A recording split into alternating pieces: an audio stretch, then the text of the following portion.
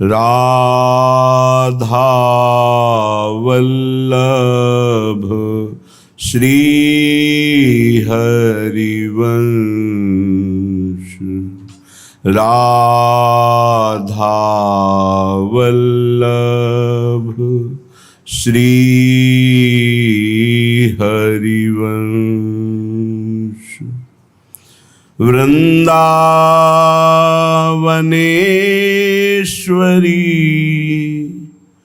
तवैव पदारविन्दं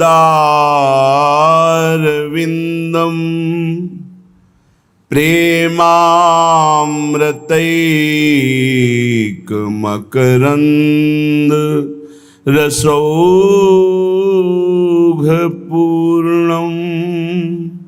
हृद्यर्पितं मधुपते स्मरतापमुग्रं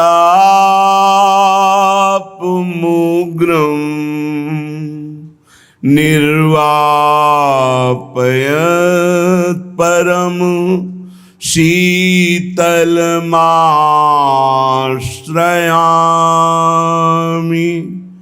परम शीतल माश्रयामि।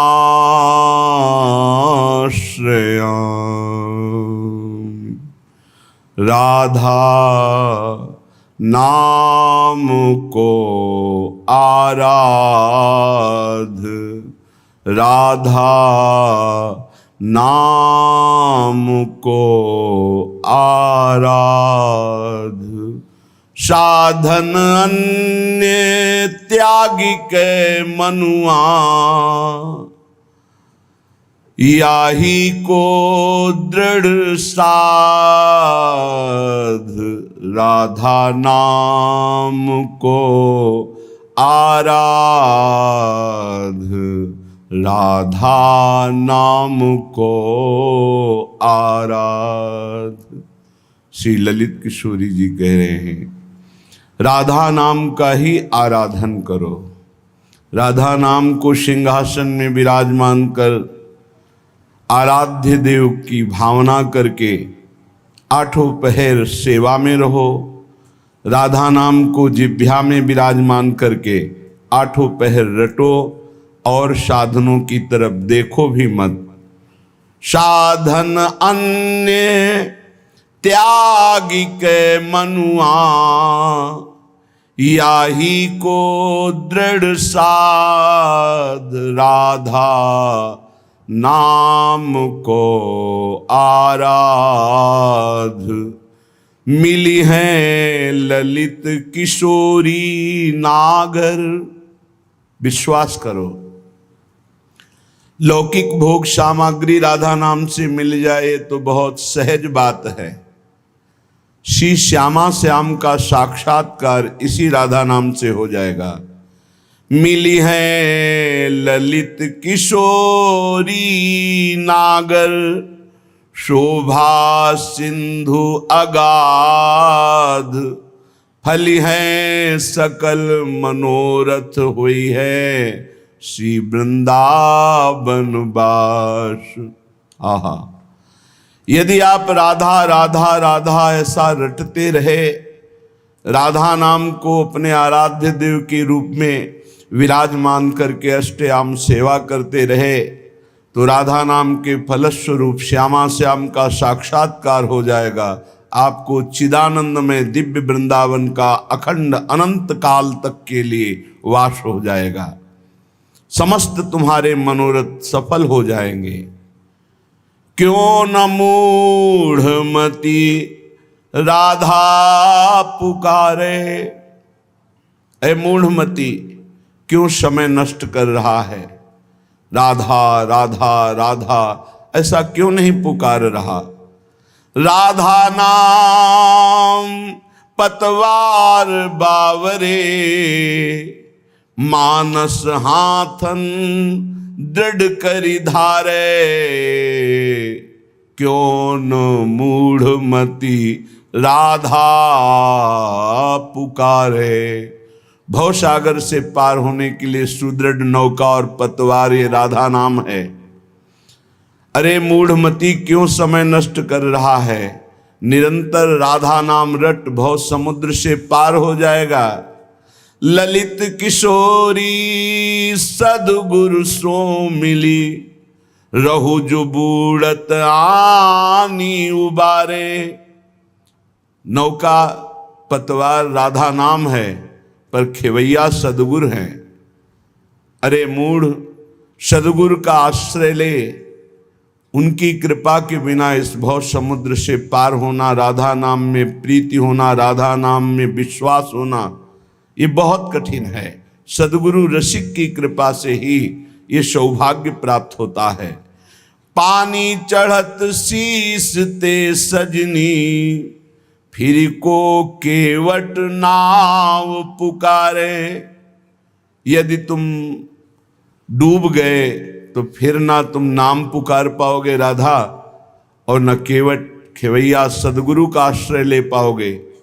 अभी तुम डूबे नहीं हो, अभी पापों ने इतना भयंकर रूप धारण नहीं किया है, इसलिए अभी अवसर है। राधा नाम पुकार लो, सदगुरु की शरण में हो जाओ, तो भव समुद्र से पार हो जाओगे। क्योंकि बिना सदगुरु की कृपा के भगवत मार्ग प्रकाशित नहीं होता। जहां हो वहीं खड़े रहोगे।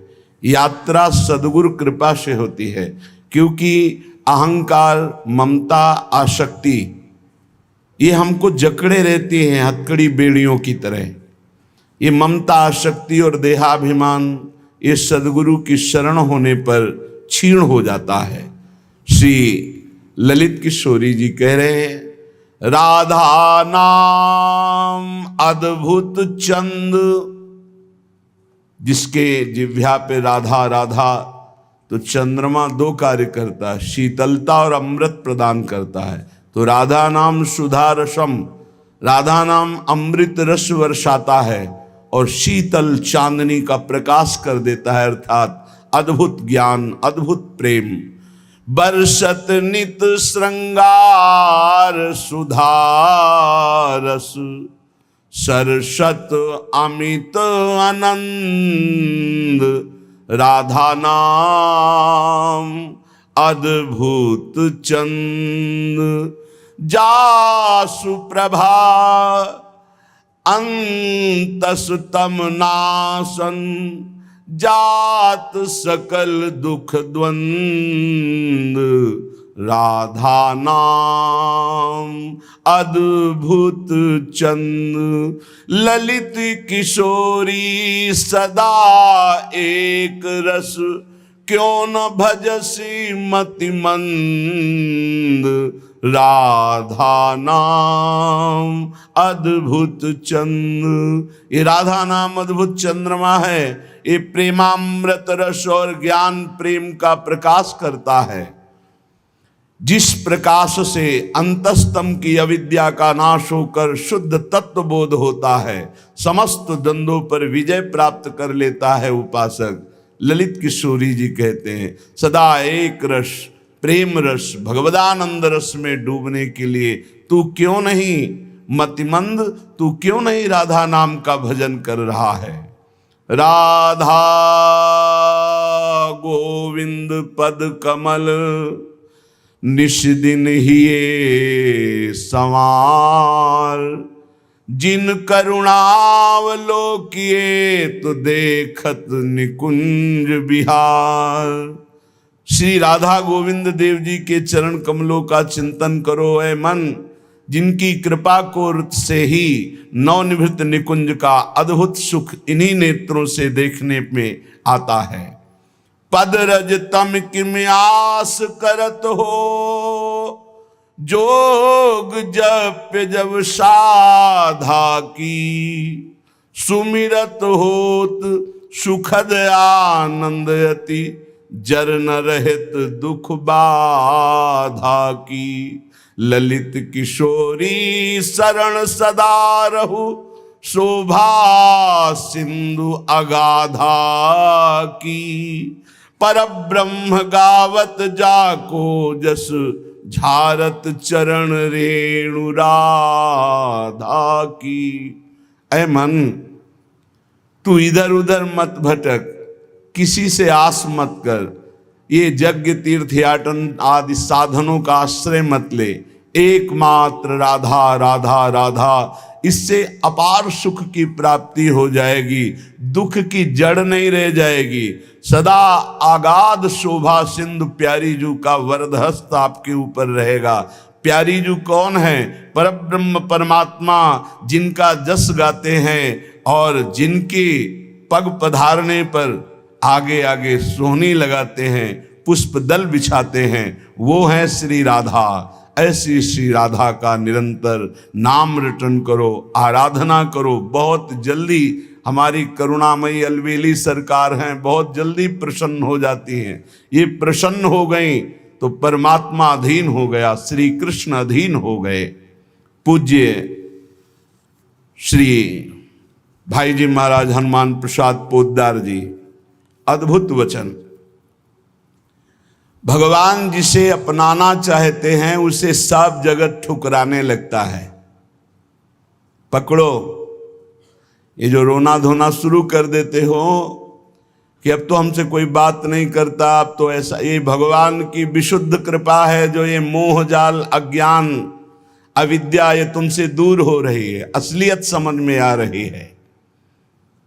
विश्वास कीजिए इस बात पर, भगवान की कृपा की अवहेलना मत कीजिए। यदि तुम्हें कोई तिरस्कार कर रहा है, तुमसे कोई बात नहीं कर रहा है, तुम्हारे सामने भारी समस्याएं आ रही, तो कृपा है हमारे श्री हरि की। अब ऐसा विधान होने वाला है जिससे जन्म जन्म की बिगड़ी बनने वाली है। मान लो बात। भगवान जिसे अपना प्रेम देना चाहते हैं उसको सब जगत से ठोकर लगवा देते हैं। ऐसा ही है, ऐसा ही है। जिस पर भगवान कृपा करते हैं उसे जगत में कोई प्यार नहीं करता, और वो ठुकराया हुआ जगत का जब भगवान के द्वार पर आता है तो निहाल हो जाता है। कृपा करते हैं तब ठुकराते हैं, ये कृपा होती है। अगर चिंतामणि वैश्या बिल्वमंगल जी को ठोकर न लगाती तो भगवत साक्षात्कार की योग्यता ना थी। जगह जगह पर ऐसा देखा गया कि जब जगत की ठोकर लगी तो भगवान का द्वार उसे दिखाई दिया, फिर भगवान ने इतना ऊंचा उठा दिया कि उसे भगवान स्वरूप मानने लगे हम। बिल्वमंगल जी को बिल्वमंगलाचार्य भगवत स्वरूप माना गया। किसी भी वस्तु से, व्यक्ति से, स्थान से जब ममता होती है तो अज्ञान इतना बढ़ जाता है कि भगवान हैं भी कि नहीं ऐसा संशय होने लगता है। ये महापुरुषों के वचन हैं। जब भगवान कृपा करते हैं और सब जगह से ठोकर लगती है और ममता भगवान के चरणों में हो जाती है, तब उसको जो ज्ञान, जो आनंद प्राप्त होता है वो कहीं नहीं है। जैसे हम स्वप्न में बाजार देखते हैं, मित्र देखते हैं, शत्रु देखते हैं, अच्छा देखते हैं, बुरा देखते हैं, लेकिन जब जगते हैं तो सब झूठा होता है। ऐसे ही उमा कहो मैं अनुभव अपना, सत हरि भजन जगत सब सपना। जब भगवान कृपा करते हैं तो स्वप्न टूट जाता है जगत का, जो हम ये माने हुए हैं ये मेरे, ये अपने, ये मुझे बहुत प्यार करते हैं, झूठा स्वप्न टूट जाता है। भगवान उसी को मिलते हैं जो अपने आप को अपनी मानी हुई मान्यता के सहित अपना अस्तित्व भगवान के हाथ दे देता है। भगवान ऐसे उपासक को अपने आप को दे देते हैं। सौदा पक्का, आप अपने आप को दे दीजिए, कुछ न रहे आपका, तो भगवान अपने आप को दे देंगे। अहम भक्त पराधीनो असुतंत्र इव दीजिए, मैं भक्तों के हाथ बिका हुआ दास हूं। भगवान कहते मैं हूं भक्तन को दास, भगत मेरे मुकुटमणि। पग चापूं और सेज बिछाऊं, नौकर बनूं हजाम, हाकू बैल बनो गढ़वारो, बिना तनख्वाह रथवान। यही तो मेरे मन में ठणी, भगत मेरे मुकुटमणि। अपनो परण विसार, भगत को पूरो परण निभाऊं। जाचक जाचू कहे तो बेचे से बिक जाऊं। जैसे पतिव्रता नारी घणी, भगत मेरे मुकुटमणि। मैं भक्तन को दास, भगत मेरे मुकुटमणि। यदि भक्त अपना सर्वस्व समर्पित कर देता है तो भगवान भी भक्त के हाथ में बिक जाते हैं। ये सौदा महंगा नहीं, बड़ा सस्ता है, क्योंकि आप अपना जीवन तो भोगों में ही बेच दिए जो नाशवान है। एक बार ये सौदा करके देखो, बहुत महंगा है, बहुत सस्ते में मिल रहा है। प्राण दिए ये प्रेम न पइए, ऐसो महंगो आए सखीरी। बड़ा महंगा है, अगर प्राण देने से मिल रहा है तो दौड़ के ले लो, कहीं दूसरा ना ले ले। हमारा जीवन सार्थक हो जाएगा यदि हम अपने आप को श्री भगवान के हवाले कर दें। मन वचन कर्म से अब मैं आपका हूं, दुख दो या सुख दो, दुर्गति हो या सदगति हो, अब केवल आप ही मेरी गति हो। बहुत बड़ी उत्तम बात है। भगवान के लिए अपना सर्वस्व समर्पित कर दो, अभी बेपरवाह हो जाओगे। ये जो चिंता है, जो शोक है, जो नाना प्रकार की परेशानियां हैं, ये अहंकार कारण है। अहंकार। भगवत प्राप्ति कुछ कठिन नहीं है, बिल्कुल कठिन नहीं है, किसी साधन की जरूरत नहीं है। साधन केवल असाधन त्यागने के लिए। असाधन त्याग दो, अभी भगवत स्वरूप प्रकाशित हो जाए, क्योंकि वो है। जो है उसको किसी साधना से पैदा नहीं किया जाता, वो है। साधन से असाधन का नाश हुआ, मन शांत और निर्मल हुआ, भगवत साक्षात्कार हो गया। पर एकमात्र समर्पण इसमें काम करता है। मन वचन कर्म से समर्पण। एक पद महापुरुषों ने गाया कि हरि मेरा सर्वस्व आपको समर्पित है, मेरी गति तुम ही, अनेक तोष पाऊं। बहुत जोर की बात है। बड़े महापुरुष का पद है, श्री सूरदास मदन मोहन जी महाराज। अगर हमने अपने प्रभु को सर्वस्व समर्पण कर दिया तो अनेक तोष पाऊं, अनेक प्रकार से अपने भक्त का सुख। भगवान का एक नाम है भक्त जनमन रंजन। अपने भक्त के मन को अपार आनंद देने वाले बन जाते हैं। प्रायः लोग डिप्रेशन के शिकार होते चले जा रहे हैं। क्यों? कल भी एक यहां बहुत परेशान। डिप्रेशन है कि आप समझिए पहले। व्यर्थ का चिंतन, व्यर्थ की कल्पना, व्यर्थ का भय, व्यर्थ की घबराहट, कहीं ऐसा ना हो जाए, कहीं ऐसा ना हो जाए। क्यों ऐसा हो रहा है? पाप कर्म किए हैं, पाप कर्म किए हैं। अब उनके दंड का समय आ रहा है, तो सबसे पहले बुरी दशा आने के पहले बुद्धि बदली जाती है। जेहिका विधना दारुण दुख दीन, तेहि के मति पहले हरिलीन। सिद्धांत को समझो। और व्यर्थ की कल्पना, अगर उसी समय ये बात आने लगे पॉजिटिव, क्या होगा? भगवान मंगल करेंगे। अभी डिप्रेशन खत्म होना शुरू हो जाए। पहली बात, पाप नष्ट हुए बिना तुम्हारा मन निश्चिंत, निशोक, निर्भय नहीं होगा। प्यारे, दवाइयों से समय काट सकते हो, लेकिन पूर्ण स्वस्थ नहीं हो सकते। पूर्ण स्वस्थ तब होगे जब आपका मन निर्मल होगा, मन शांत होगा, मन पॉजिटिव चिंतन करेगा, सकारात्मक चिंतन करेगा। और वो तब होगा जब आप नाम जप करोगे, जब भगवान का भरोसा ले लोगे। तो बड़ी से बड़ी विपत्ति में भी अब क्या होगा? वही होगा जो प्यारे ने मंगल रचा है। अब वही होगा जो आनंदमय होगा।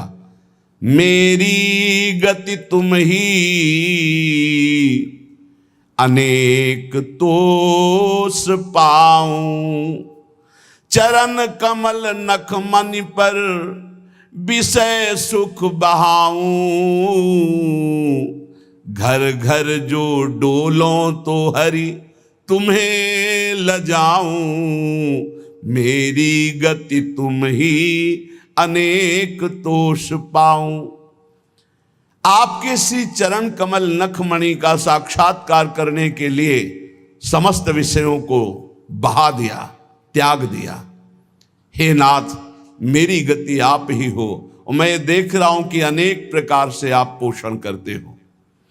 यदि मैं आपका भरोसा छोड़कर औरों को आगे हाथ फैलाऊं, घर घर भटकूं, तो लज्जा है, धिक्कार है हमारी शरणागति पर। हे, इन बातों को समझो। अगर आप प्रभु के सिवा किसी के आगे ऐसे करते हैं तो धिक्कार है शरणागति को तुम्हारी। अन्य आश्रय भी बना हुआ है। घर घर जो डोलो तो हरि तुम्हें लजाऊं, तुम्हारो कहाय कहो कौन को कहाऊं, तुमसे प्रभु छाड़ी कहा दीनन को ध्याऊं। इतने बड़े प्रभु का कहलाकर अब किसी के आगे हाथ फैलाऊं? आप प्रभु के आश्रित हैं, और प्रभु को छोड़कर किसी और के आगे, जो खुद विषयों का गुलाम है, खुद जो नाना प्रकार के भोगों की मार से परास्त है, उसके आगे आप हाथ फैला रहे हो। धिक्कार है, तुम भगवान के कैसे दास हो, कैसे भगवान के भक्त हो। तुमसे प्रभु छाड़ी कहा दीनन को ध्याऊं, मेरी गति तुम ही अनेक तोष पाऊं। महारानी जी, प्रभु जी वो देख रहे हैं, तुम्हें ऐसे किसी से कहने की जरूरत नहीं। विश्वास करो, थोड़ा धैर्य रखो। 12 बजे पाते हो, 2 बज सकते हैं, लेकिन धैर्य रखो। 2 बजे ऐसा मिलेगा जो 12 बजे कभी नहीं पाया है। विश्वास करो, धैर्य रखो, टूटो मत। तुम्हारो कहाए कहो कौन को कहाऊं, तुमसे प्रभु छाड़ी कहा दीनन को ध्याऊं। ए बाबूजी, ऐसा कार्य कर दो, इससे अच्छा है भूख प्यास छोड़ करके और प्राण त्याग दो। अगर ये कहना पड़े हरि से अलग किसी से, और हरि से भी क्यों, हरि से भी क्यों, तुम्हारी गरज हो तो करो, तुम्हारी गरज हो तो करो। क्यों गरज? तुम्हारी गरज है, कोई हमारी गरज है? हम आपके हैं, जैसे चाहो वैसे करो। तुमसे प्रभु छाड़ी कहा दीनन को ध्याऊं। हो सकता है वो अमुक भगत काम कर दे। हे प्रभु, अखिल कोटि ब्रह्मांडों के ईश्वर, यदि उनसे काम नहीं बनता तो किसी से नहीं बनेगा, और उन्हीं से बनेगा तो बनेगा, नहीं तो भरपूर बिगड़े, किसी और का भरोसा नहीं। बिल्कुल ये सिद्धांत हृदय में रख लो तो जीवन भी मंगलमय हो जाएगा और भगवत प्राप्ति भी हो जाएगी। हम कदम कदम पे देख रहे हैं, कदम कदम पे। मांगना शब्द नहीं है, और जो जैसे प्रभु हमारा विधान बनाते हैं वैसे हमें जीना है। हमारा परमार्थ भगवत प्रसन्नता के लिए, अर्थ के लिए नहीं, व्यवस्था के लिए नहीं।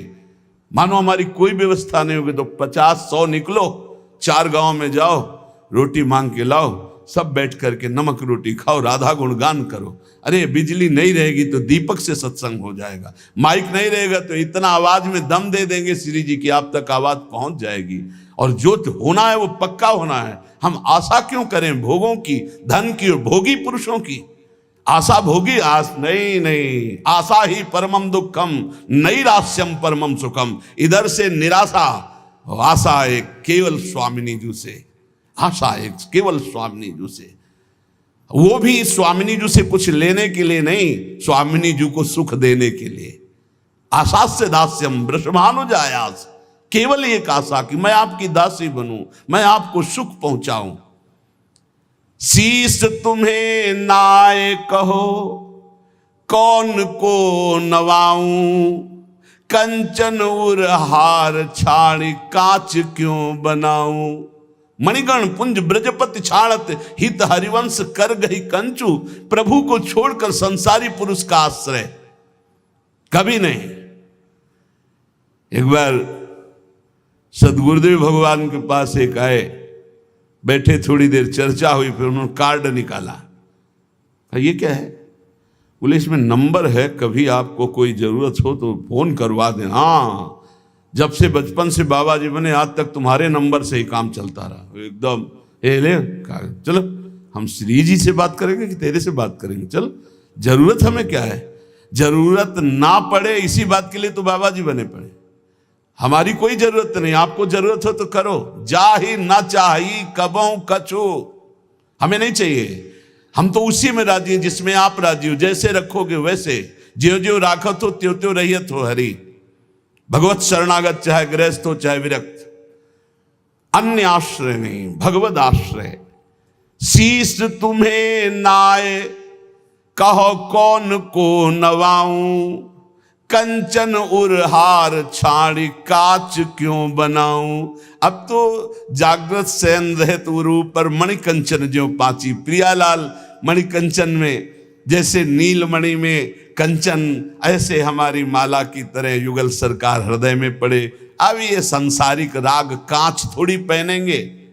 शोभा सब हानि करूं जगत को हंसाऊं, हाथी ते उतर कहा गदहा चढ़ाऊं।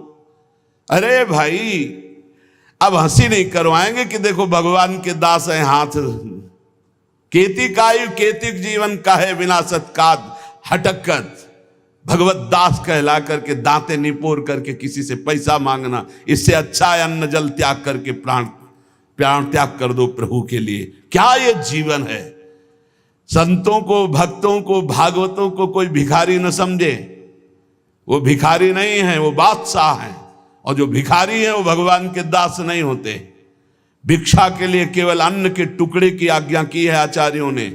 भिक्षान्नम औषधम, भूख लगेगो मांग खाऊंगो गिनो न सांझ सवेरो। अगर धैर्य नहीं है तो ये सिद्धांत, और धैर्य है तो आकाश वृत्ति लेकर बैठ जाओ। वो तुम्हारे प्राणों का जब पोषण करना होगा तब भेज देंगे, और प्रणाम करके हाथ जोड़ के विनय करके तुम्हें पवा जाएंगे। उनके भरोसे तो होके देखो। कह रहे शोभा सब हानि करूं जगत को हंसाऊं, हाथी ते उतर कहा गधा चढ़ी धाऊं। मेरी गति तुम ही अनेक तोष पाऊं। भगवान का दास के ये शोभा धारण किए हुए हैं। जिसने अनंत ब्रह्मांडों का सृजन पलक झपकते कर दिया, हम उसके दास हैं। भूखे रहेंगे तो भी उसके दास हैं, छके रहेंगे तो भी उसके दास है, महलों में राखे चाहे झोपड़ी में बास दे उसी के दास हैं। हम लोगों की ट्रेनिंग इसी बात की होती, कभी घी घना, कभी मुट्ठी भर चना, और कभी वो भी ना बना तो भी जय हो वाह वाह। हमें क्या कहा जाता है? वाह वाह वाह वाह, तुम्हारा जीवन वाह वाह, हर कदम हमारा आगे बढ़ेगा, वाह वाह आगे बढ़ेगा। अब हाथी ते उतर के गधा में तो चढ़ना शोभा नहीं देगा। अर्थात भगवत शरणागति स्वीकार करके और जन जन से मांगना। जो मांगे सो बिल्कुल समझो भिक्षुक है, भक्त न सुने कभी भिखारी। ये बहुत घटिया बात है जो बाबा जी होकर के रुपया मांगता घूमे, बिल्कुल घटिया बात है। और ये भगवान की शरणागति पर कलंक है, और ऐसे कभी भक्त होते ही नहीं। और हमें लगता है ऐसों को बढ़ावा देना भी नहीं चाहिए, नहीं देना चाहिए। जो रुपये से अपनी वासना का पोषण करें और भगवान के नाम पर कलंक, दासत्व का कलंक धारण करें, नहीं। ये हमारे शास्त्र सिद्धांत गरज कर कहते हैं नहीं। अरे घुटने टेक के, हमने देखा है महापुरुषों को देखा है। एक गरीब किसान अगर 10 रुपया निकाल के देता है, हाँ इसे आराम से रख ले, और वहीं 18 लाख रुपए एक आकर के दे रहा सामने रख, उठा, नहीं सरकार आपकी सेवा, क्यों तुम्हारे बाप के नौकर सेवा में लगा दे, उठा चल। क्यों? उसको क्यों देखा? क्योंकि वो अहंकार से दे रहा है कि हम बड़े धनी, और वो गरीब बड़े दैन्यता से दे रहा है, मालिक हम तो देने लायक नहीं, गरीब आदमी 10। तो उठा करके बड़ी प्रशंसा करते हुए और उसको रखते, और एक वहीं बड़ी धनराशि देता, अपमानित करके हटा देते। चलो कैसे समझा जाए। दुर्योधन कह रहा है आओ दुशासन के महल में देवराज इंद्र को भी जो भोग दुर्लभ है वो है। मानो भगवान को कह रहा है कि आओ, जो तुमने नहीं पाया होगा वो पवाएंगे। वहां से चले आते हैं, देखते भी नहीं, और विदुरानी के हाथ के केले के छिलके पाते हैं। जैसा मेरे स्वामी का स्वभाव वैसा सेवक का भी स्वभाव होता है, वैसे उनके संतों का और भक्तों का स्वभाव होता है। वो कभी वैभव पर झुकने वाले या बिकने वाले नहीं होते हैं। शोभा सब हानि करूं जगत को हंसाऊं, हाथी ते उतर कहा गदहा चढ़ धाऊं। एक जगह है जहां ये पश्चाताप होना चाहिए कि मेरे पास वो कुछ नहीं है जिससे मैं इनको लुभायमान कर सकूं। वो है संत, वो भगवान के जन, जिनके सामने जाकर तुम्हारा सब हेकड़ी धूल धूसरित हो जाए और लगे मैं इनको रिझाऊं कैसे, मेरे पास तो वो है ही नहीं जिससे ये रिझते हैं, ये लगना चाहिए। हाथी ते उतरी कहा गदहा चढ़ी धाऊं, नंबर ले लिया, उसको संभाल के रख लिया। क्यों? कब जब जरूरत पड़ेगी तो फोन करेंगे।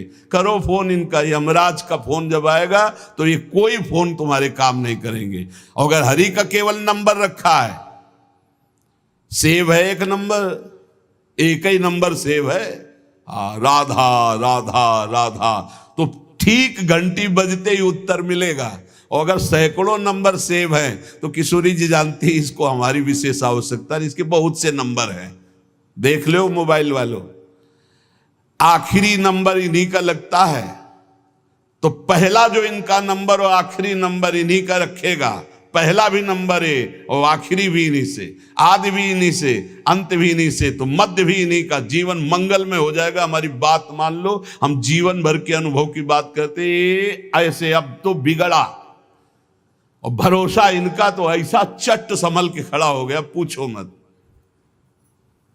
कई ऐसी घटनाएं बड़ा सब व्यवहार का सिस्टम देखते हैं हम, किसी भी तरह का कोई प्रतिग्रह लेने की यहां आज्ञा नहीं है, किसी भी तरह का कोई प्रतिग्रह। और बड़े बड़े खर्चे का जब आता है तो देखते कैसे श्री जी, कैसे श्री जी करती, केवल श्री जी स्पष्ट दिखाई देता है। ये स्वामिनी, मैं इसको जानता भी नहीं कौन है, और रोकर घुटने टेक करके अपने आप व्यवस्था कर जाता है।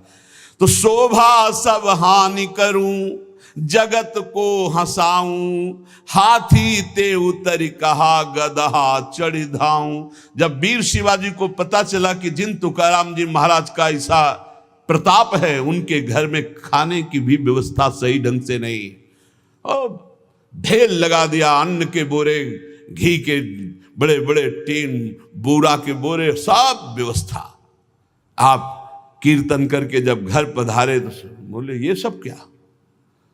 बोले छत्रपति वीर शिवाजी ने सारी व्यवस्था की। पत्नी ने बताया, बोले इसी समय तुरंत घर से बाहर करो, साफ, एक भी दाना नहीं रखना। जबकि महाभागवत शिवाजी थे, एक भी दाना नहीं, हम केवल हरि के दिए जीते, हम किसी और के नहीं, हम केवल विठ्ठल के दिए जीते हैं, ये नहीं, ये नहीं, सब हटवा दिया। जो चक्की में थोड़ा पीसा गया था ना, वो तक हटवा, नहीं, हम हरि के दिए जीते हैं।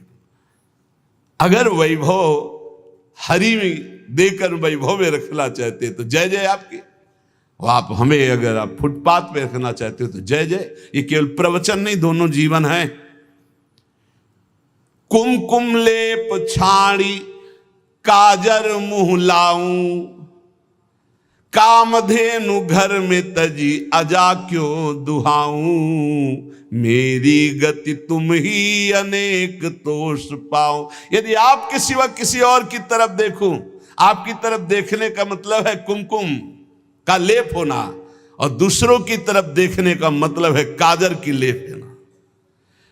आपसे प्राप्त करना मानो कामधेनु, और दूसरों से चाहना मानो बकरी का दूध। नहीं चाहिए, कामधेनु जब घर में है तो मुझे अजा का दूध नहीं चाहिए। कनक महल छाणी अब क्यों परन कुटी छाऊं, पायन जो पेलो प्रभु तो नानत जाऊं। अब तो हर समय आपके चरणों के समीप रहते हैं, मानो हम महल में रहते हैं प्रिया प्रीतम के।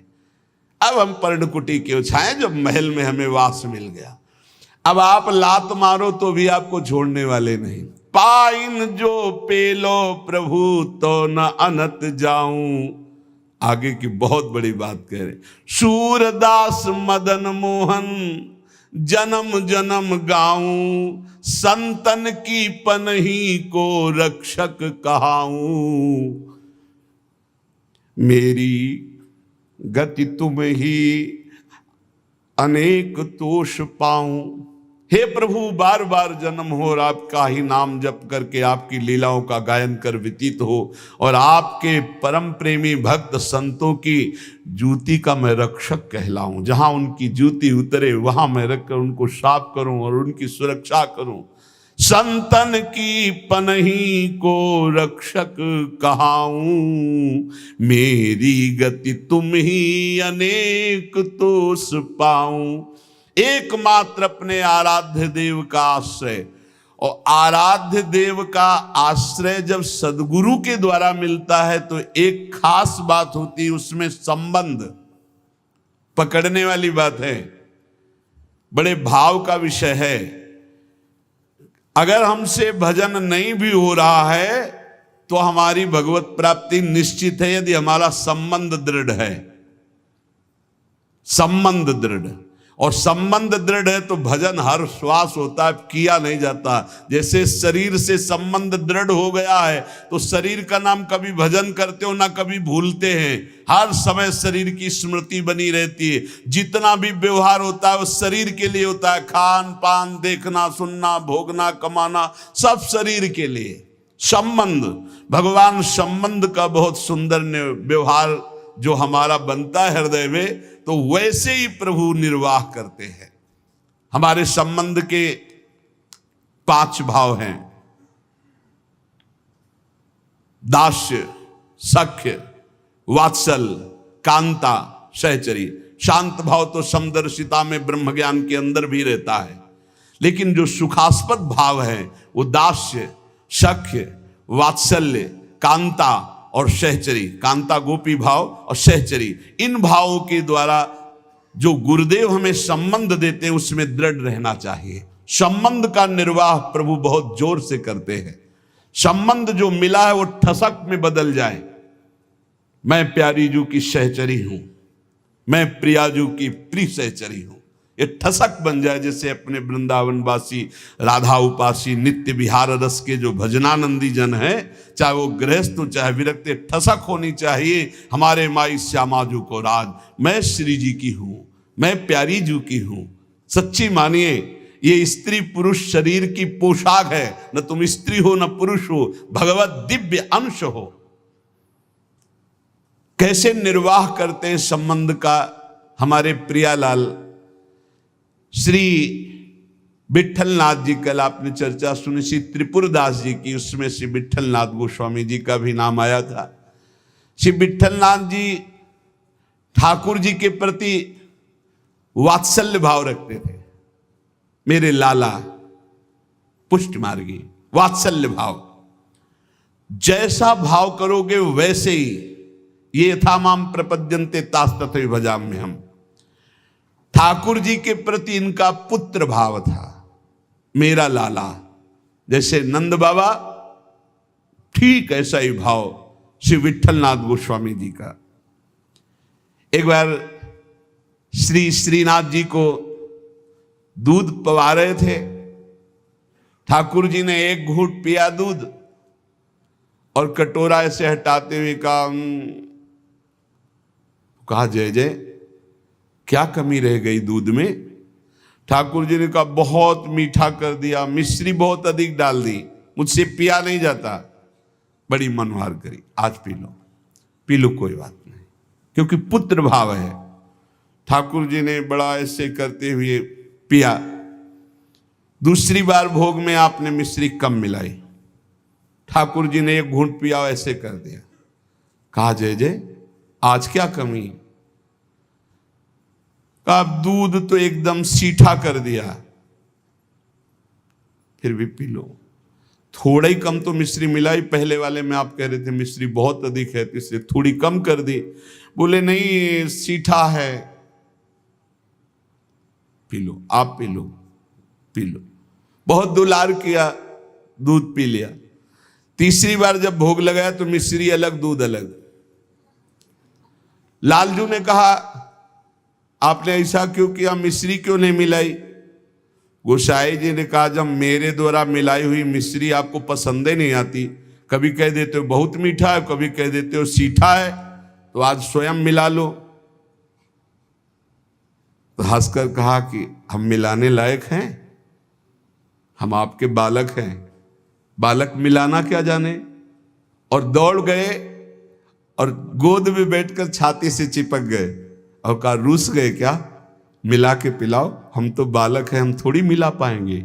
ये था माम प्रपद्यन्ते, वात्सल्य भाव, मेरे पुत्र हो। तो वैसे ही ठाकुर जी गोसाई जी के हृदय से चिपक करके श्री श्रीनाथ जी कहने लगे, मैं तो आपका बालक हूं ना। अशुभ प्रवाह होने लगा।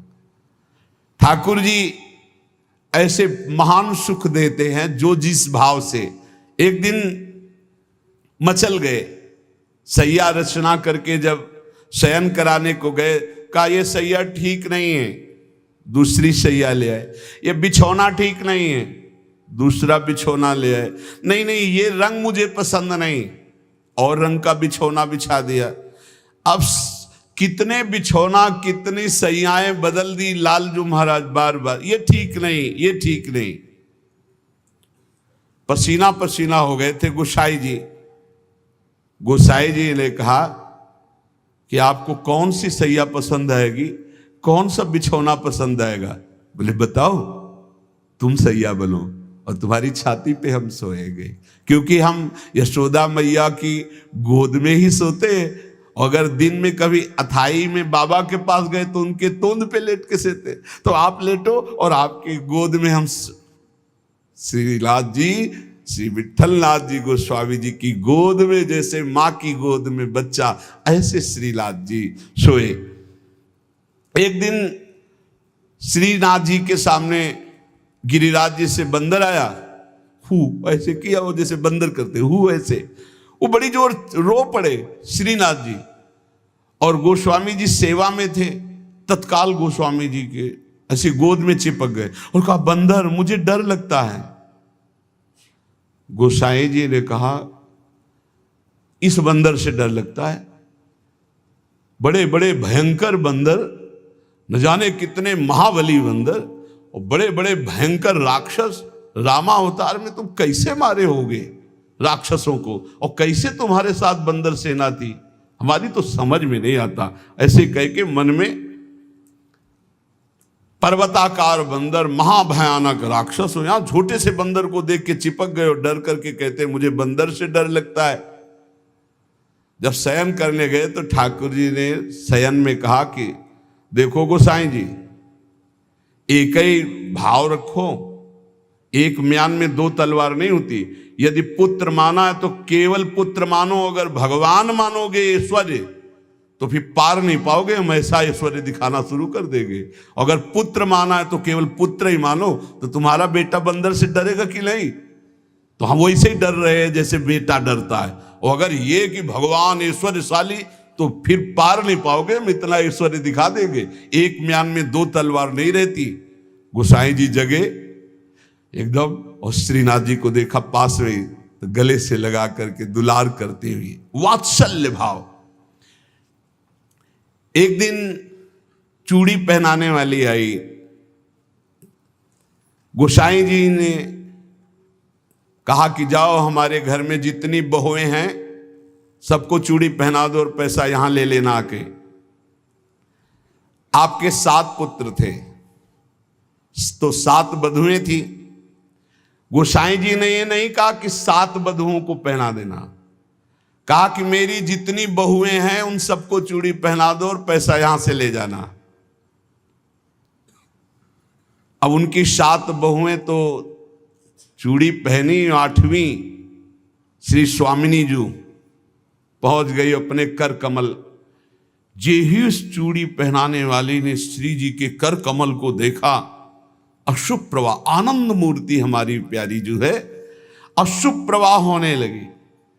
ऐसा उसको लगने लगा कि आनंद के आवेग में मुझे मूर्छा आ जाएगी। नीलांबर का हल्का सा घूंघट है, मनोमृणाल, मनो कमल लाल, ऐसे सुंदर कर कमल। वो सोच रही इनके कर कमल में पहनाने लायक तो चूड़ियां ही नहीं हमारे पास। श्री जी ने इशारा किया, पहनाओ। किसी तरह वो प्रेम शिथिल होते हुए जैसे जैसे इशारा होता गया वो चूड़ियां पहनाई। बहुत देर तक वह शुभ प्रवाह करती रही। इसके बाद गोस्वामी जी के पास उसको ले जाया गया। गोस्वामी जी ने 7 बहुओं की चूड़ी के कितने पैसे होते, तो उसने कहा 7 नहीं 8। गोसाई जी ने कहा 7 बहुएं, तो तू 8 की बात कैसे कह रही? तो उसने कहा मैं कसम खा के कहती हूं मैंने 8 बहुओं को। तो बोले जब 7 हैं ही तो 8 कैसे? तो उनका मैं कसम खा के कहती हूँ 8 बहुएं थी और मैंने 8 को पहनाई है, और जो 8वीं थी वो इतनी सुंदर थी, इतनी, और रोने लगी। गोसाई जी ने कहा कि ऐसा कैसे हो सकता है, चलो इससे झंझट हटे। 8 बहुओं की चूड़ी पहनाने के पैसे दे दिए। जब रात्रि में शयन किया तो श्री जी ने गोसाई जी से कहा कि उस चूड़ी वाली से क्यों झगड़ रहे थे? क्या आप प्रीतम लालजू को आप अपना पुत्र नहीं मानते? हाँ पुत्र तो है ही वो, हमारे मानने की क्या बात है। तो मैं कौन हूं, पुत्र बधू हुई कि नहीं? अगर आप कहते 7 बहुओं को पहना दो तो मैं कदापि नहीं जाती। आपने कहा मेरी सब बहुओं को पहना दो, तो 8वीं मैं हूं, मैंने ही धारण। श्री जी के इन वचनों को सुनकर गोसाई जी तत्काल उठे और बैठे बैठे रात भर रोते रहे कि लाडली जू कितनी कृपालु, कितना भाव स्वीकार करने वाली है। यहां एक बात ध्यान रखनी है कि गुरु प्रदत्त भाव के अनुसार, संबंध के अनुसार जब सेवा की जाती है तो बहुत जल्दी वो सेवा सिद्ध हो जाती है, आराध्य देव बात करने लगते हैं। भक्त की हर बात को प्रभु सुन रहे। गोसाई जी ने कहा जाओ सब बहुओं को चूड़ी पहना दो, सुन रही ना श्री जी, इसीलिए चूड़ी पहनने गई। हमारा भाव दृढ़ होना चाहिए, भाव में कमी नहीं होनी चाहिए। जैसा हम भाव गुरु प्रदत्त करेंगे वैसा ही इष्ट देव अनुभव कराएंगे। जाकी रही भावना जैसी, प्रभु मूरत देखी तीन तैसी। एक अयोध्या में उमापति नाम के महापुरुष निवास करते थे। ये बहुत शास्त्रों के ज्ञाता और भजनानंदी महापुरुष थे। तो इनको अपने में भाव आता था कि मैं गुरु हूं राम लक्ष्मण भरत शत्रुघ्न का, ये मेरे पुत्र और शिष्य के समान है। तो ये जब मंदिर में जाते कनक भवन में, तो कनक बिहारी राम जी को ये माला खरीदते हो, पहन के जाते और अपना पहना हुआ माला देते कि राम जी को और लक्ष्मण जी को पहना दो, और सीता जी के लिए कहते कि आधा दरवाजा मोड़ दो, पर्दा कर दो, बहू है हमारी। ये रोज ऐसा करते। पुजारी वैसा ही कहते, जैसा ही कहते, क्योंकि महापुरुष थे उमापति जी। पर वैष्णव जन संत जनों को अच्छा नहीं लगा कि भगवान को अपनी पहनी माला पहनाते हैं। सब वैष्णव जन खिलाफ हो गए और कहा ऐसा नहीं हो सकता, भगवान केवल तुम्हारे नहीं कि तुम आकर अपनी प्रसादी माला भगवान को पहनाते हो। तो उन्होंने कहा यदि आप लोग ऐसा कहते हो तो हमारी बात सुन लीजिए। गुरु के सामने शिष्य कभी अमनिया माला पहन ही नहीं सकता, वो हमारे शिष्य हैं। बोले हम तुम्हारी इन बातों को नहीं मानते भावुकता की, लेकिन कल से आप ठाकुर जी को अपनी प्रसादी माला नहीं पहनाएंगे। वो अमनिया माला लेके आए 10 और कहा लो पहनाओ। तो जो राम जी के गले में डालते टूट के गिर जाती, लक्ष्मण जी के गले में डालते टूट के गिर जाती। 10 माला पहना दी, वो सब टूट के गिर गई।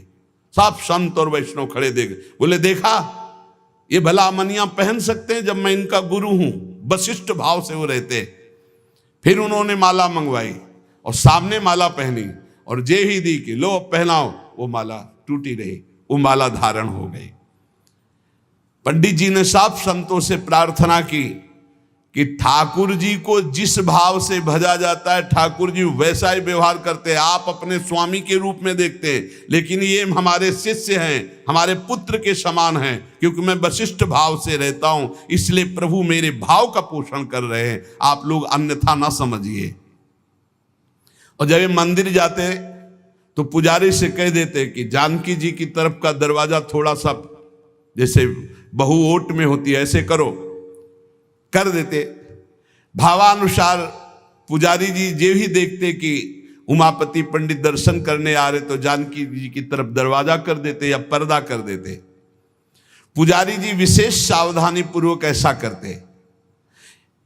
ये भी भक्तों को अच्छा नहीं लगा कि तुम ही अकेले थोड़ी दर्शन करते हो कि जानकी जी का, वो हमारी माता है, हमारे सर्वस्व हैं, आप ऐसा। तो एक दिन पर्दा नहीं किया, तो जे ही उमापति पंडित जी गए थे, फटाक से आधा दरवाजा अपने आप बंद हो गया। सब आश्चर्यचकित हो गए, क्योंकि ऐसा कैसे। बस ये बात समझ लो, प्रभु भाव को बहुत पकड़ते हैं, भाव ही सबसे बड़ी वस्तु है। धड़ाक से दरवाजा बंद हो गया। पंडित जी ने पुजारी जी से कहा, आप कभी चूक मत करना, जानकी जी हमारी बहू हैं, हमारे शिष्य की है, इसलिए वो कभी हमारे सामने ऐसे नहीं, पर्दा करके। तो पुजारी ने और संतों ने जान लिया कि महामहिम भाव को प्राप्त महापुरुष है, सबने क्षमा मांगी। गोसाई जी स्वयं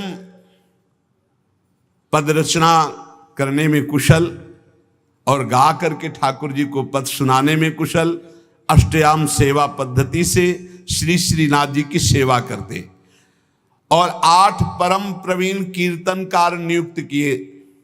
श्री सूरदास जी, श्री परमानंद दास जी, श्री कुंभन दास जी और श्री कृष्णदास जी, ये 4 महापुरुष श्रीमद वल्लभाचार्य जी महाप्रभु की कृपा पात्र थे। और श्री गोविंद दास जी, श्री चतुर्भुज दास जी, श्री छीत स्वामी जी और श्री नंद दास जी, ये 4 महापुरुष श्री विट्ठलनाथ गोसाई जी की कृपा पात्र थे। ये 8 महापुरुष 8 पहर की प्रिया प्रीतम की जो लीलाएं हैं वो गा गा कर श्रीनाथ जी के सामने सेवा पद्धति के अनुसार सुनाते थे। एक बार की बात है, किसी विट्ठलनाथ जी श्री ठाकुर जी को भोग लगा रहे थे, तो भोग में एक तिनका देखा। बहुत दुख हुआ कि मेरे सुकुमार लाडले ठाकुर और उनके भोग में इतनी असावधानी बनाने वाले तिनका। बहुत सावधान रहना चाहिए ठाकुर जी का, जब भोग बनाए तो बोलचाल में भी सावधानी रखे, कहीं थूक की छिट्टी ना चली जाए मुख में, ऐसा होता है। तो अगर कभी बात करनी हो तो रसोई से ऐसे करके बात करे, वैसे तो बात कम ही करे, मौन धारण करके बनाए, क्योंकि अगर हम पद जोर जोर से गाएंगे या बात करेंगे तो हमारे मुख से थूक की छिट्टी ठाकुर जी के भोग सामग्री जो बन रही उसमें गिरना हो सकता है। कितनी सावधानी महापुरुषों के चरित्र से हमें प्राप्त होती। तिनका को देख करके बहुत दुखी हुए और कहा कि आज हम हैं, तब हमारे ठाकुर जी के भोग में तिनका निकला और कल हमारा शरीर छूट जाएगा, तो तुम लोग कैसे हमारे ठाकुर जी की सेवा करोगे। तो मैं आज ही संन्यास धारण करूंगा और विचरण करूंगा, जैसा मनावे वैसा करो। आप इतना कहे तो सब लोग बहुत दुखी हो गए। सबने अनुनय विनय की कि एक बार अपराध क्षमा कर दो, ठाकुर जी के भोग में कभी त्रुटि नहीं होगी। आपने कहा हम परिहास में कभी झूठ नहीं बोलते, हमने कहा संन्यास लेंगे तो अब संन्यास लेंगे, अब हम तुम्हारे बीच में नहीं रहेंगे। श्री ठाकुर जी श्रीनाथ जी से आज्ञा लेने गए। ठाकुर जी ने बहुत उदास होकर के कहा, गोसाई जी एक गेरुआ वस्त्र हमको भी मंगवा दो। बोले आपको क्यों जय जय, आपके पास तो बहुत सुंदर सुंदर पोशाक हैं। बोले हम आपके बिना नहीं रह सकते, अगर आप सन्यास लेंगे तो हम भी सन्यास लेके आपके साथ ही चलेंगे। देखो कैसा प्यार करते, जैसे माधवदास बाबा जगन्नाथ जी को प्यार करते, तो जगन्नाथ जी से जाके आज्ञा ली, जय जय अब ब्रज 84 कोष आपकी लीला भूमि में जाना चाहता हूं, आदेश दे दो। बोले बाबा आपके बिना हम रह नहीं सकते। बोले नहीं जय जय, हमारे पास इतनी भोग सामग्री नहीं कि मैं रास्ते में आपको भोग लगाऊं, आपको नहीं ले जा पाऊंगा, पर हम जाएंगे ब्रज 84 कोष दर्शन करने आपकी लीला भूमि के। ठाकुर जी चुप हो गए, उनके आगे बस कहाँ। अब वो सुबह प्रातः कालीन चले। अब सुबह सुबह ही इतनी भूख लगे आई, तो उन्होंने कहा आज तक कभी ऐसी भूख नहीं लगी। तो एक माई थी, तो उससे कहा माई बहुत भूख लगी, कुछ मिल सकता है। तो बोले बाबा अभी बना देती हूँ। तो कुछ समय में वो भोजन बना करके और पवाने, और जब पवा रही थी माधवदास बाबा को तो रोते जा रही थी। तो बाबा की दृष्टि गई, बाबा ने कहा माई रो क्यों रही हो।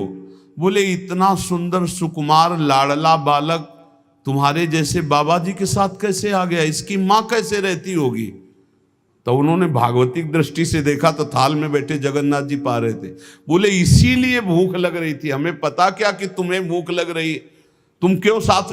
बोले बाबा मैं नहीं रह पाऊंगा आपके। ये जरा प्यार देखो ठाकुर जी का, कह रहे बाबा मैं नहीं रह पाऊंगा। ऐसे ही श्रीनाथ जी गोसाई जी से कह रहे कि एक गेरुआ वस्त्र हमको भी मंगा दो, अगर आप सन्यास लोगे तो हम भी सन्यास ले लेंगे। गोसाई जी आपके बिना हम नहीं रह सकते। गोसाई जी ने गले से लगा लिया, तो कहा गले से लगा लिया तो मेरी बात मानो, अब तुम्हें सन्यास नहीं लेना। बोले जैसी आपकी आज्ञा। बोले सेवा में त्रुटि अगर हो रही तो मुझे दुख नहीं तो तुम्हें दुख क्यों हो रहा है। तो बोले तुम्हें दुख हो या ना हो, आप मेरे पुत्र हो, मेरे को दुख होता है कि मेरे लालन के भोग में तिनका कैसे आ गया। भाव समझिए। श्री विठलनाथ गोसाई जी स्वयं सेवा में सावधानी पूर्वक, पर कभी कभी अगर त्रुटि हो जाए सेवा में तो बहुत ही असंतुष्ट हो। यह ध्यान रखने का विषय है कि हम केवल विग्रह की पूजा नहीं कर रहे, साक्षात श्यामा श्याम विराजमान है, साक्षात श्री जी विराजमान। हम जल पिवाएं तो उसी भाव से, भोग लगावें तो उसी भाव से, पोशाक पहरावें तो उसी भाव से। श्री गोस्वामी जी शयन करते थे गोकुल में आकर, और नित्य प्रति श्री श्रीनाथ जी की सेवा में आते। यहां जतिपुरा गोवर्धन में श्रीनाथ जी विराजमान थे, तो आप घोड़े पे चढ़ करके आते थे। यदि कहीं आने में कुछ विलंब हो जाए तो अन्य सेवा चाहे कोई कर ले, पर आरती आप ही रोज करते थे, आरती सेवा आप ही करते थे। आज भी बल्लभ कुल में नियम चला आ रहा है कि और ठाकुर सेवा तो सब मिलके करेंगे, लेकिन आरती गोस्वामी वंशज ही करेंगे। श्री ठाकुर जी की अक्षुण्ण सेवा गोसाई जी अपने बालक के समान मानकर करते। जो भगवन्निष्ठ सदाचारी पुरुष होते हैं तो उनका प्रभाव सबके ऊपर पड़ता है। उस समय भक्ति का वातावरण एक बन चुका था, जिसको देखो सब भगवान की भक्ति में निमग्न। जो श्री विठलनाथ जी थे, ये श्रीमद वल्लभाचार्य जी के द्वितीय सुपुत्र है। आपका जन्म प्रादुर्भाव विक्रम 1572 में काशी के निकट चुनारगढ़ में हुआ। श्री आचार्य महाप्रभु वल्लभाचार्य जी ने प्रयाग में अड़ैल में आकर आपका जन्मोत्सव मनाया। बड़े शुभ संस्कार बचपन से ही। आचार्य महाप्रभु जी के निरीक्षण में आपने समस्त शास्त्रों का सम्यक अध्ययन किया और गृहस्थाश्रम में प्रविष्ट हुए। आपकी 2 पत्नियां थी, रुक्मिणी जी और पद्मावती जी। श्रीमद वल्लभाचार्य महाप्रभु जी के गोलोक गमन के अनंतर उनके ज्येष्ठ पुत्र श्री गोपीनाथ जी, ये द्वितीय पुत्र से श्री विठलनाथ जी, गोपीनाथ जी आचार्य गद्दी पर बैठे, परंतु थोड़े ही समय में वो गोलोकवासी हो गए। और गोपीनाथ जी के जो पुत्र थे श्री पुरुषोत्तम जी, वो अभी बाल्यावस्था को थे, तो विठलनाथ जी को ही सारा कार्यभार संभालने को मिला आचार्य गद्दी का। ठाकुर जी की सेवा, ठाकुर जी का सब ऐश्वर्य श्री विठलनाथ जी संभाले। श्री विठलनाथ जी संभाले तो, पर कृष्णदास जी ये वल्लभाचार्य जी के शिष्य और ये संपूर्ण सेवा सामग्री के अधिकारी थे। यहां एक बहुत सूक्ष्म विषय निकल के आता है कि कभी गुरु और गुरु वंशज के प्रति थोड़ा भी हे भाव न कर ले, नहीं तो दुर्गति पक्की है, चाहे जितना बड़ा उपासक हो।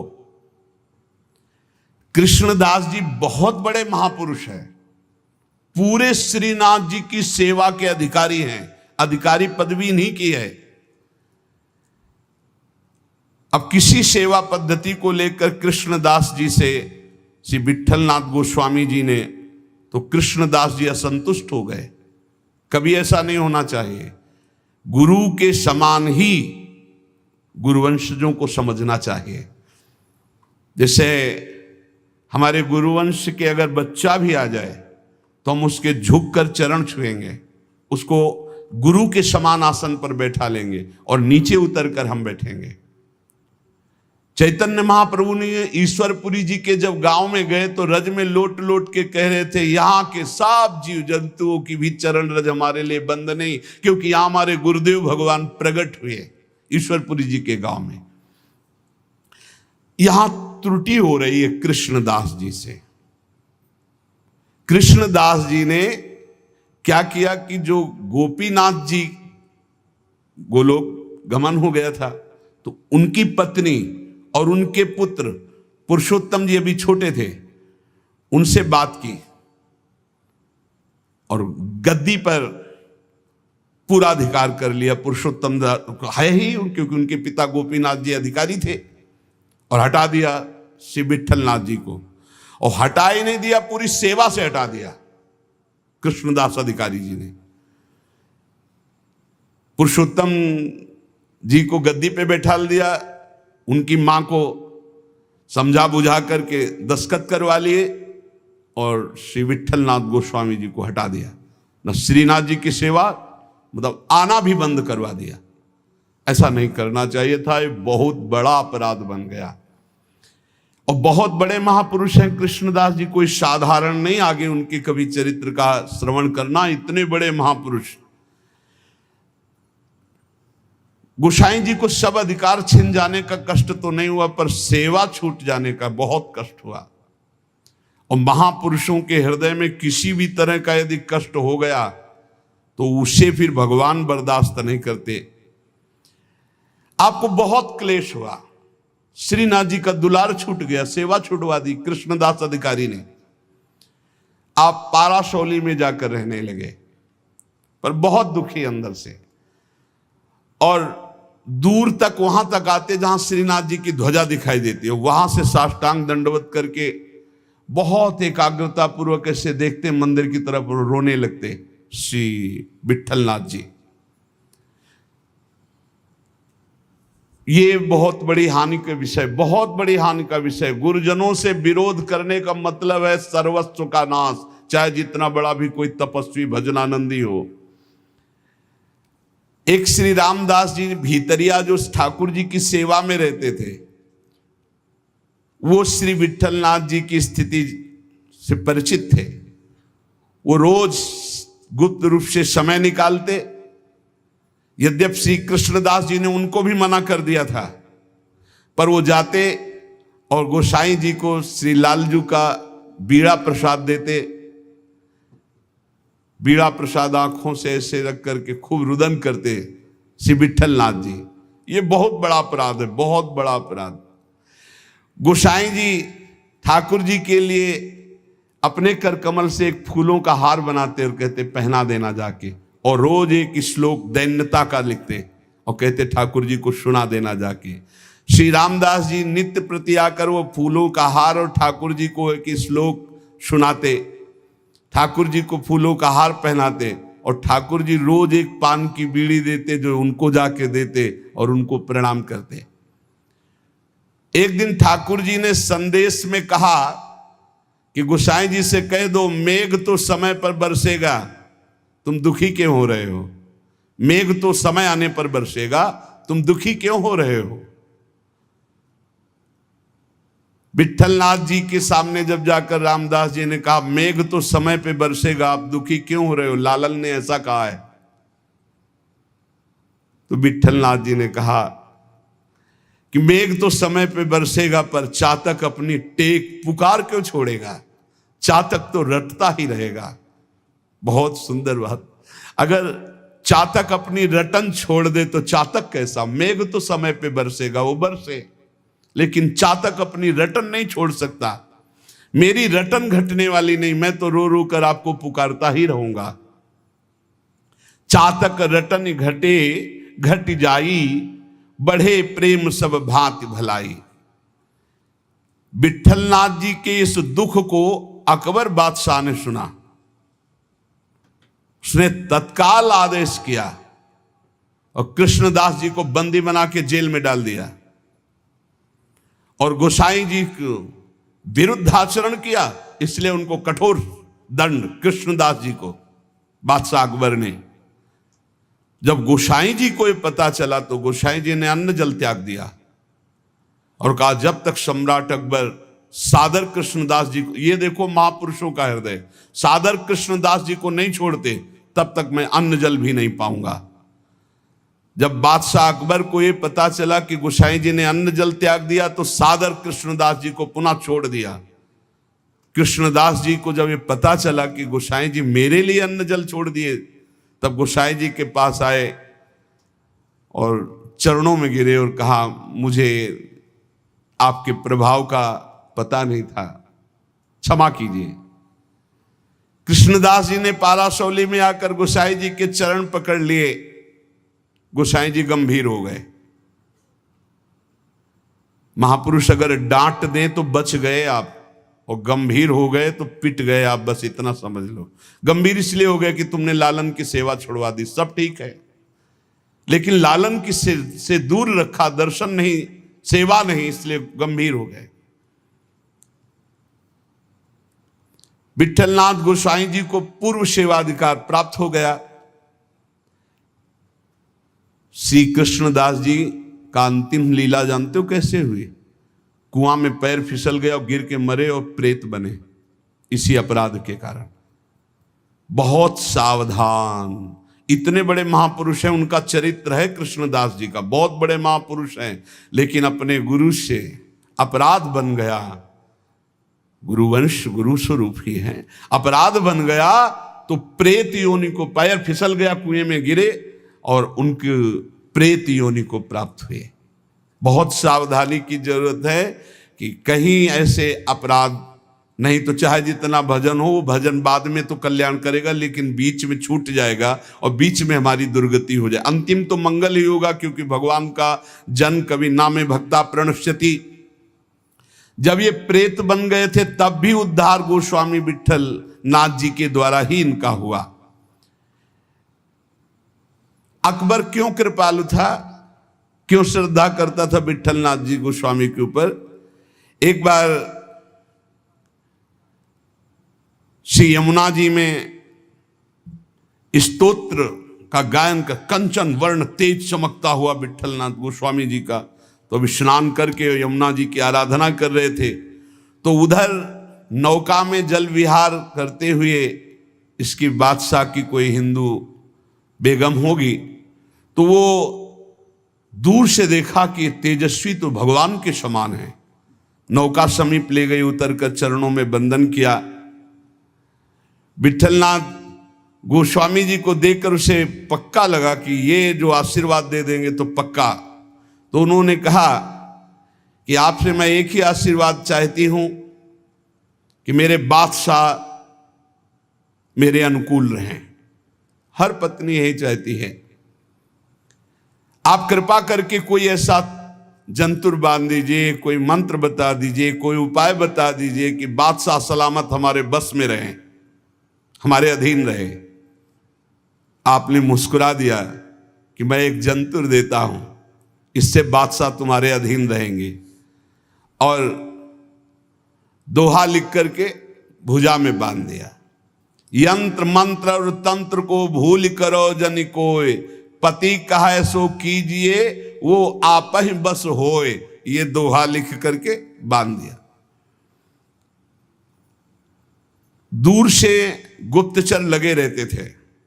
गुप्तचर ने कहा कि विठलनाथ गोस्वामी जी ने कोई जादू टोना करके आपकी हिंदू बेगम की बाह में जंतुर बांध दिया है। तत्काल आया, जब वो महल तोड़ दिया जंतुर और उसे कहा खोला जाए, खुला गया। और जब ये दोहा पढ़ा कि यंत्र मंत्र और तंत्र को भूल करो जनि कोई उपाय मत करो, ये यंत्र तंत्र मंत्र जंतर वाला, पति की आज्ञा में रहो, इसी से पति अधीन हो जाएगा।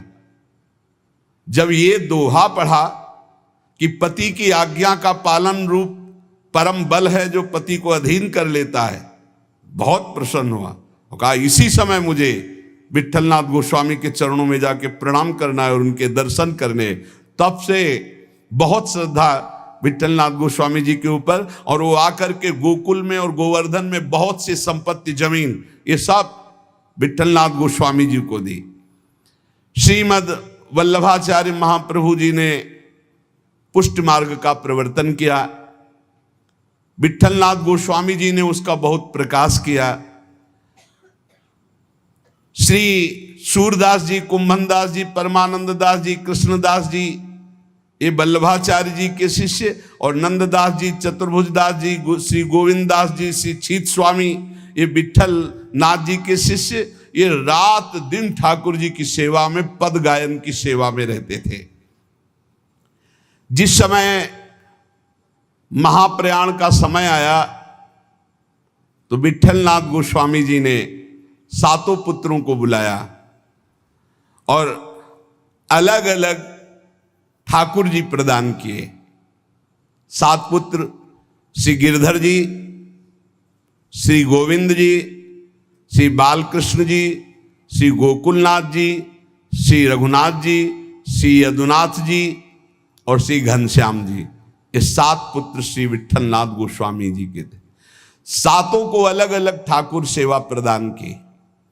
श्री गिरधर जी को श्री ठाकुर मथुरेश जी, जो वर्तमान में जतिपुरा गोवर्धन में विराजमान है। श्री गोविंद राय जी को श्री श्रीनाथ जी, जो वर्तमान में राजस्थान में श्रीनाथ द्वारा में विराजमान है। श्री बालकृष्ण जी को श्री द्वारिकाधीश भगवान, जो वर्तमान में काकरौली में विराजमान है। श्री गोकुलनाथ जी को, जो वर्तमान में श्री गोकुल में विराजमान है। श्री रघुनाथ जी को श्री गोकुल चंद्रमा जी, जो वर्तमान में कामवन में विराजमान है। श्री यदुनाथ जी को श्री बालकृष्ण भगवान, जो वर्तमान में सूरत में विराजमान है। श्री घनश्याम जी को श्री ठाकुर मदन मोहन जी, जो वर्तमान में कामवन में विराजमान है। इन सातों पुत्रों को 7 ठाकुर की सेवा प्रदान की और चल अचल संपत्ति का बंटवारा किया और समस्त वैष्णवों को बुलाया और कहा, आज हमें ठाकुर जी बुला रहे अपने धाम में। ऐसे जाना होता है महापुरुषों का। मृत्यु मृत्यु नहीं, महोत्सव होता है। सब वैष्णव जनों को बुलाया और बोले, आज जो है ठाकुर जी बुला रहे हैं अपने निज सेवा में, निज धाम में। इनके पीछे पीछे पुत्र, जो 7 पुत्र थे, वो पीछे पीछे गए। आप चल करके जतिपुर आए, आपने निज कंठ की माला चतुर्थ पुत्र श्री गोकुलनाथ जी के गले में डाल दी और कहा, सब वापस हो जाओ, अब मैं परम धाम जा रहा हूं। और गुफा में प्रवेश करने लगे तो सबसे बड़े पुत्र गिरधर जी ने आपका वस्त्र पकड़ लिया, तो केवल वस्त्र ही हाथ में रहा और आप अंतर्ध्यान हो गए, सदैव भगवान के धाम को गए श्री विट्ठलनाथ गोस्वामी जी। फिर आकाशवाणी हुई कि मेरा जो वस्त्र तुमने पकड़ा, इसी से मुझे अंतिम संस्कार जो होते हैं, वो अंतिम उत्तर क्रिया इसी से संपन्न करो और जैसा हमने आदेश दिया वैसा कहना। तो जिस समय गोस्वामी जी श्री लालजू को श्लोक भेजते थे, वो बाद में श्लोक संग्रहित कर करके लिखते थे, यद दैन्य त्वत्कृपा हेतुर न तदस्ति ममाण्वपि ताम कृपाम कुरु राधेश यया तद्दैन्यमाप्नुयाम। हे राधापति, जिस दैन्यता से आप कृपा करते हैं, रिझते हैं, वो दैन्यता तो मेरे में है नहीं, अणुमात्र भी नहीं है। अब तो आप अपनी तरफ से कृपा करें और मुझे वो दैन्यता प्रदान करें जिससे आप रिझते हैं।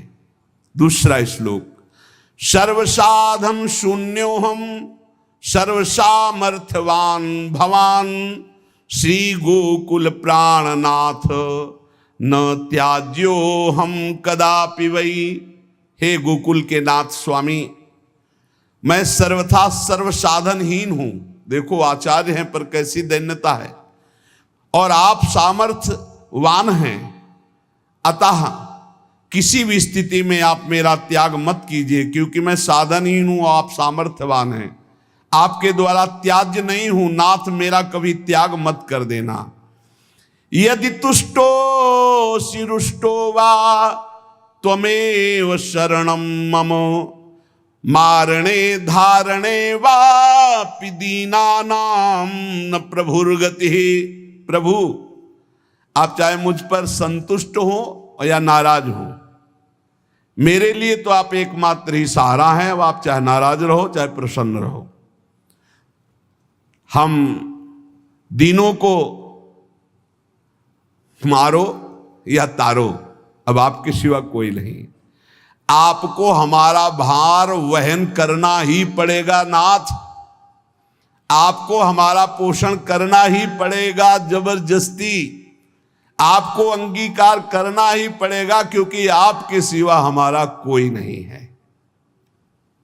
ऐसे दैन्य भाव से जब कोई भाव संबंध से प्रभु से जुड़ जाता है तो इसी जन्म में देखो, हम प्रभु को अपना स्वामी मानते हैं, हम प्रभु को अपना सखा मानते हैं, हम प्रभु को अपना प्रीतम मानते हैं। ये भाव तब तक साधन भाव माना जाएगा जब तक प्रभु आपका भाव स्वीकार नहीं कर लेते। निहाल तभी उपासक होता है जब वो आके कह देते तू मेरी, जो भाव किया, तू मेरा सखा, तू मेरी दासी, तू मेरी सहचरी, जब वो स्वीकार कर लेते हैं तब मोहर लग गई, पक्का हो गया। एक ये सिद्धांत। और दूसरा, जब गुरु स्वीकार कर लेते हैं तो इष्ट की स्वीकृति अपने आप हो जाती है। इष्ट और गुरु में भेद नहीं होता, गुरु गोविंद ने भेद कराई। जब गुरुदेव स्वीकार कर दिए कि तू प्रियाजू का, तो गुरुदेव ने जो कह दिया वो प्रियाजू भी नहीं काट सकती है। इसलिए हमें अपने भाव संबंध में दृढ़ रहना चाहिए और भाव के द्वारा ही हमारा व्यवहार होना चाहिए। जैसा हमारा इष्ट से व्यवहार है ठीक वैसा ही भाव हमारा होना चाहिए, जैसा भाव है वैसा इष्ट से व्यवहार होना चाहिए। इसी जन्म में आपको उत्तर मिल जाएगा कि श्री जी ने आपको स्वीकार कर लिया है। और जब ये आ जाता है कि श्री जी ने स्वीकार, एकदम बेपरवाही, ऐसी मस्ती आती है। कैसे उदाहरण में बताएं, बनेगा ही नहीं उदाहरण, पर थोड़ा सा इशारा, जैसे शाखा चंद्र न्याय से कहते हैं कि डाल के एक हाथ ऊपर देखो चंद्रमा दिखाई दे रहा, चंद्रमा तो न जाने कितनी दूर है पर हम चंद्रमा को देख पाते। ऐसे उदाहरण में जैसे भारत का कोई बड़ा अधिकारी आपसे आके हाथ मिला दो, कह दे चिंता मत करना, आज से मैं आपका, और आप जो कहेंगे सो हम करेंगे, फिर कैसा लगेगा? वो दोबारा कभी फोन करे या ना मिले, लेकिन आप छाती चौड़ी करके घूमेंगे। ऐसे ही हम श्यामाजू के बल अभिमानी, वो तो नाशवान पद है और नाशवान शरीर है और वो सर्वज्ञ नहीं है, वो अल्पज्ञ बहुत दूर रहता है, वो असीम नहीं है, वो अनंत नहीं है, सर्वत्र नहीं है, सर्वज्ञ नहीं है। लेकिन प्रियालाल असीम है, अनंत है, सर्वज्ञ है, सर्वत्र है। और गुरु ने संबंध करवा दिया, उनकी शरणागत करा दिया। और जिस समय शरणागति आपके हृदय में पुष्ट हो जाएगी तो हम श्री श्यामाजू के बल अभिमानी, टेढ़े रहे मोहन रसिया सो बोले अटपटवानी। बड़ा अद्भुत आनंद इस ठसक में रहता है कि हमारी श्यामाजू, हमारी प्यारी जू, हमारी लाडली जू। हर समय नाम जप करते रहो और अपने आराध्य देव के सानिध्य का अनुभव करते रहो। इसी जीवन में इस माया प्रपंच से हटकर परमानंद स्वरूप प्रियालाल को प्राप्त हो जाओगे। विश्वास कर लो, बस नाम न छूटे और संबंध का भाव न टूटे तो निश्चित इसी जन्म में अनुभव हो जाएगा। शेष चर्चा आगे। श्री राधा वल्लभ लाल की जय।